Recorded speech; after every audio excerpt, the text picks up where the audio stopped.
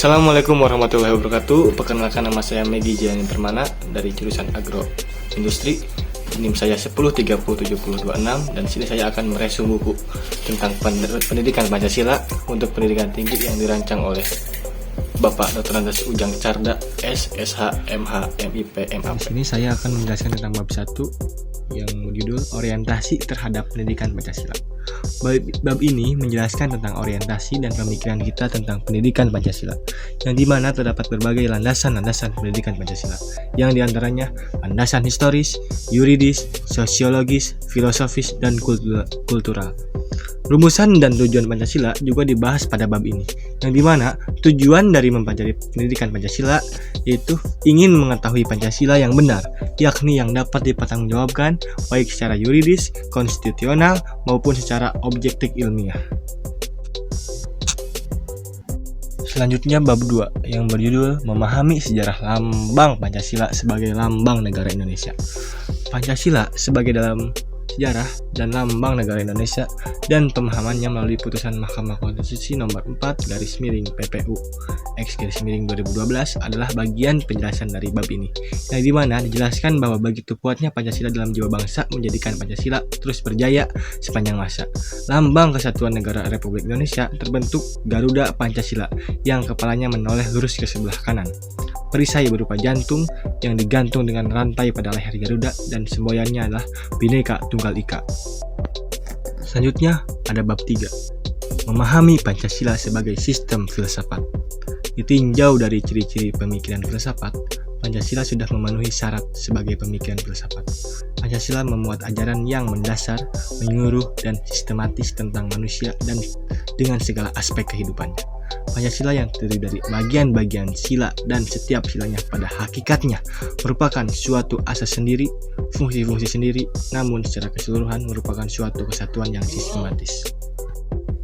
Bab 4, memahami Pancasila sebagai sistem nilai, etika, dan norma. Bab ini menjelaskan pengertian nilai, etika, norma, dan Pancasila sebagai nilai dasar fundamental bagi bangsa dan negara. Dijelaskan bahwa pada hakikatnya, sifat atau kualitas yang melekat pada suatu objek itu sendiri. Sesuatu itu mengandung nilai, artinya adalah sifat yang atau kualitas yang melekat pada benda itu. Misalnya, bunga itu indah, perbuatan itu susila, dan juga bahwa sila-sila Pancasila merupakan suatu sistem filsafat sehingga konsekuensinya kelima sila bukan terpisah-pisah dan memiliki makna sendiri-sendiri, melainkan memiliki esensi serta makna yang utuh. Bab 5, memahami muatan sila-sila dalam Pancasila. Pada bab ini dijelaskan mengenai hakikat nilai-nilai dan isi arti dalam Pancasila, serta refleksi nilai keislaman Pancasila. Jelaskan bahwa hakikatnya adalah segala sesuatu yang mengandung kesatuan mutlak dari unsur-unsur yang menyusun dan membentuknya. Dan juga susunan sila-sila Pancasila adalah sistematis. Hierarkis, artinya kelima sila Pancasila itu menunjukkan suatu rangkaian urutan-urutan yang bertingkat atau hierarkis. Selanjutnya, bab 6, memahami Pancasila sebagai ideologi bangsa dan negara. Pada bab ini dibahas tentang pengertian, makna, kedudukan, dan perbandingan ideologi Pancasila dengan ideologi lain, serta memahami makna Pancasila dari putusan Mahkamah Konstitusi nomor 100/PPU X1/2013, yang di dalamnya dijelaskan bahwa pada hakikatnya ideologi adalah hasil refleksi manusia berkat kemampuan mengadakan distansi terhadap dunia kehidupannya. Maka terdapat suatu yang bersifat dialektis antara ideologi dengan masyarakat negara. Dan dibahas juga bahwa Pancasila dipergunakan untuk petunjukan arah semua aktivitas dan atau kegiatan dan kehidupan dalam segala bidang, yang berarti semua tingkah laku dan tindak atau perbuatan setiap manusia harus dijiwai dan merupakan pancaran dari semua sila dalam Pancasila. Selanjutnya, bab 7, memahami demokrasi Pancasila. Bab ini membahas perkembangan dan konsepsi demokrasi di Indonesia. Dijelaskan pada bab ini bahwa istilah demokrasi sendiri berasal dari bahasa Yunani, yaitu demos yang berarti rakyat dan kreatin yang berarti pemerintah.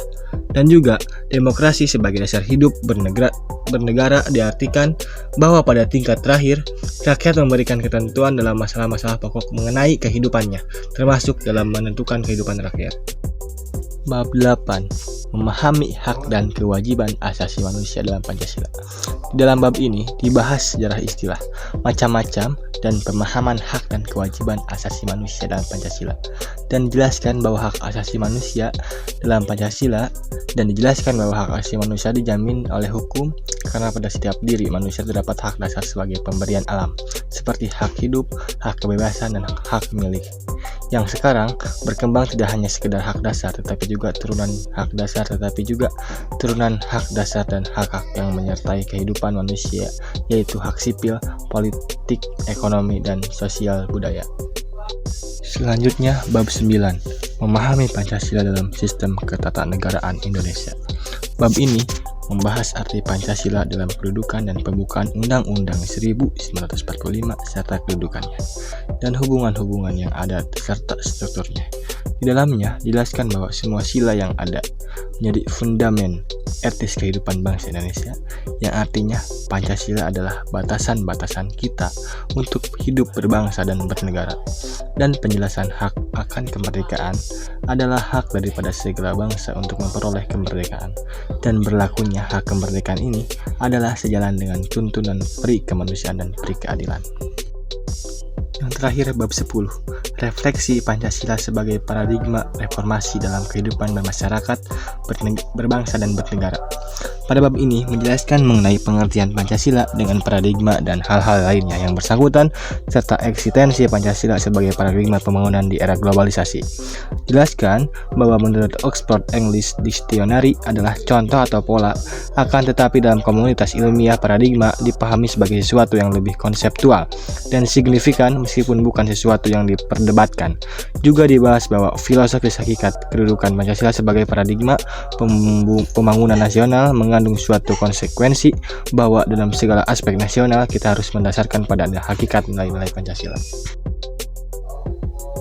Jadi dapat saya simpulkan bahwa buku ini sangat menarik untuk kita baca. Di dalamnya banyak sekali ilmu-ilmu pendidikan Pancasila yang dapat memperkuat dan menangguhkan basis ideologi dalam membangun peradaban bangsa secara paradigmatik dan aplikatif, serta mengimplementasikan nilai-nilai Pancasila dalam kehidupan berbangsa dan bernegara. Bagi mahasiswa sendiri, buku ini biasa dijadikan sebagai motivasi untuk mendapatkan dan meningkatkan potensi dan presentasi akademik.